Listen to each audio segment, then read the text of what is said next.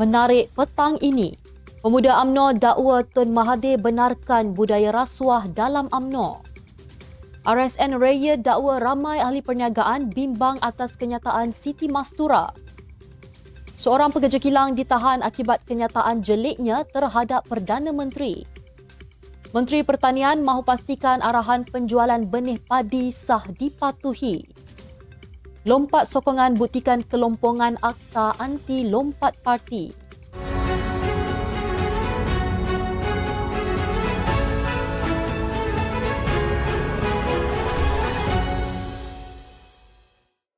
Assalamualaikum dan salam Malaysia Madani. Bersama saya Mirakilah dalam Netstep News edisi petang Rabu 15 November 2023. Sebelum itu, jangan lupa untuk subscribe YouTube Netstep TV dan follow Facebook Netstep Malaysia.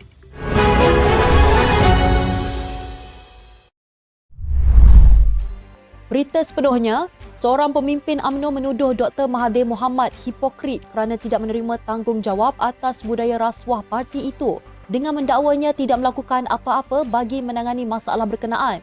Pengerusi Tetap Pemuda UMNO Wan Agil Wan Hassan berkata, selaku Presiden UMNO ketika itu, Mahathir mempunyai kuasa dan tanggungjawab memerangi rasuah dalam parti sendiri. Mahathir menjadi Presiden UMNO kira-kira 22 tahun dari 1981 sehingga persaraannya pada 2003. Serentak tempoh beliau menjadi Perdana Menteri untuk kali pertama.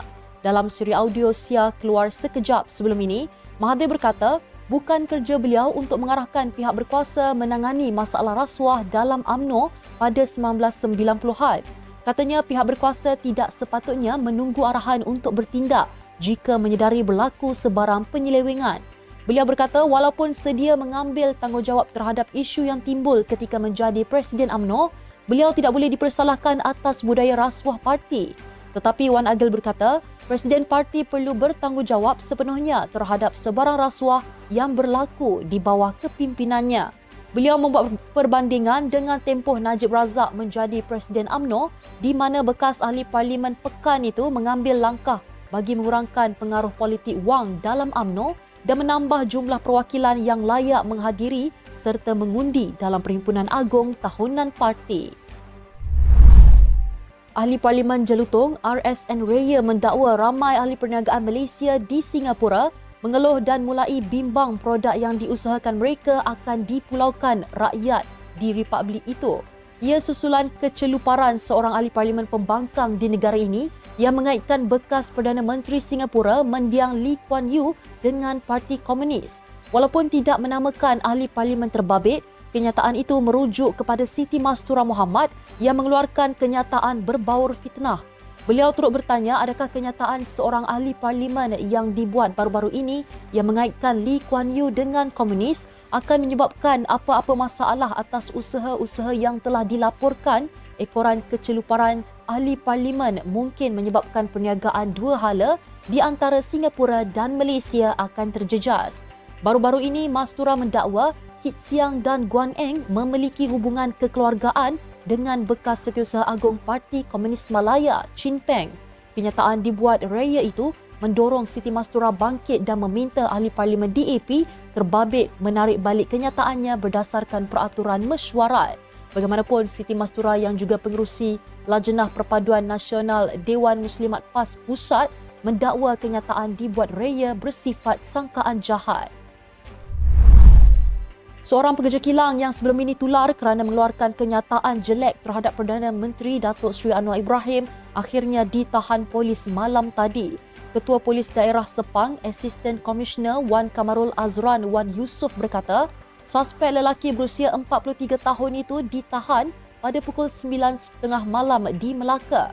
Suspek kini direman selama 2 hari bermula hari ini dan kes disiasat mengikut Seksyen 504 Kanun Keseksaan kerana sengaja mengaibkan dengan niat hendak memecahkan keamanan. Kes turut disiasat mengikut Seksyen 233 Akta Komunikasi dan Multimedia 1998 kerana penggunaan tidak wajar kemudahan rangkaian atau perkhidmatan rangkaian. Terdahulu tular di laman sosial apabila seorang pemilik akaun X memaparkan dakwaan seorang anggota polis yang bertugas di Ibu Pejabat Polis Daerah Sepang melontarkan komen jelek terhadap Perdana Menteri menerusi tangkap layar aplikasi WhatsApp. Bagaimanapun, Wan Kamarul Azran semalam menafikan dakwaan itu dan mengesahkan suspek bukan anggota polis IPD Sepang. Ia dibuktikan menerusi semakan menerusi sistem laporan polis bersepadu dan sistem maklumat pengurusan sumber manusia mendapati suspek bukan warga kerja polis di Raja Malaysia. Menteri Pertanian dan Keterjaminan Makanan Datuk Seri Muhammad Sabu mengarahkan tindakan tegas dikenakan ke atas mana-mana pihak yang gagal mematuhi arahan penjualan benih padi sah pada harga RM45 per kampit 20 kg. Muhammad berkata beliau menerima aduan daripada beberapa pertubuhan petani dan pesawah berkaitan dengan kelewatan bekalan serta harga jualan BPS yang melebihi harga ditetapkan kerajaan.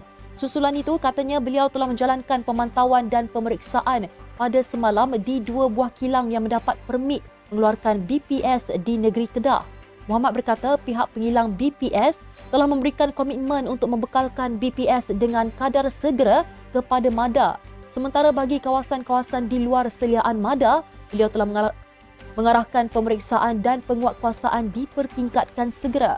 Menerusi harga kawalan baharu diumumkan KPKM, harga maksimum di pintu gudang syarikat pengeluar BPS diselaraskan daripada RM31 kepada RM40 per kampit 20 kg. Harga maksimum bagi peringkat runcit diselaraskan daripada RM35 kepada RM45 per kampit 20 kg.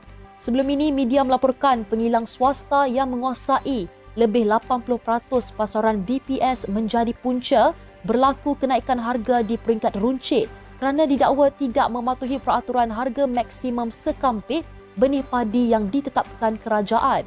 Perkara itu dikongsikan sendiri Pengerusi Lembaga Kemajuan Pertanian Muda, Datuk Dr. Ismail Saleh, yang mendakwa pengeluar benih padi seolah mempunyai kuasa besar untuk mengawal bekalan benih sehingga menjadikan ianya bukan sahaja mahal, bahkan tiada di pasaran. Insiden lompat parti atau mengubah sokongan dalam kalangan wakil rakyat yang masih berlaku mengesahkan wujud kelompangan pada Akta Anti Lompat Parti yang diluluskan sebelum ini. Timbalan Pengarah Komunikasi Parti Keadilan Rakyat, Danish Khairuddin berkata, kelompangan itu berlaku disebabkan sikap tidak tetap pendirian pemimpin Perikatan Nasional sendiri yang akhirnya memakan diri. Ketika draft rang undang-undang itu diusulkan pada tahun 2021 oleh Menteri di Jabatan Perdana Menteri Parlimen dan Undang-Undang, Tan Sri Dr. Wan Junaidi Tuanku Jaafar, anggota Kabinet dari PN sendiri yang menentang satu klausa di dalamnya. Draft tersebut katanya menyatakan jika seseorang ahli parlimen bertukar sokongan di dalam Dewan Rakyat terhadap blok berlawanan, mereka tetap akan dikira melompat parti walaupun tidak isytihar keluar atau dipecat parti. Namun, ujar Danish, yang menentang klausa berkenaan adalah daripada PN iaitu Datuk Seri Hamzah Zainuddin. Ini katanya kerana wakil rakyat PN dah terbiasa melompat parti selain menjangkakan mudah untuk menarik ahli-ahli parlimen lain sekiranya pilihan raya umum ke-15 lalu tidak cukup quorum. Sebagai kesannya, PN sendiri ketika ini menerima akibatnya kerana penentangan ke atas draft tersebut sebelum ini. Beliau berkata demikian dalam wacana Sinar Siri 420 yang bertajuk Undang-Undang Lompat Parti Lombong yang berlangsung di Kompleks Kumpulan Karangkaraf pada Selasa. Tambah Danish, PN perlu sedar bahawa akta tersebut dilaksanakan disebabkan oleh langkah syaratan yang menyaksikan lebih 30 ahli parlimen menumbangkan Kerajaan Pakatan Harapan dengan melompat daripada parti asal mereka. Sekian untuk edisi petang ini. Ikuti perkembangan semasa isu-isu panas politik Malaysia setiap hari hanya di Netstep News. Jangan lupa untuk follow Facebook Netstep Malaysia dan subscribe YouTube Netstep TV. Netstep Malaysia menjangkau informasi, mengora inspirasi. Saya Amirah Akilah. Assalamualaikum dan salam sejahtera.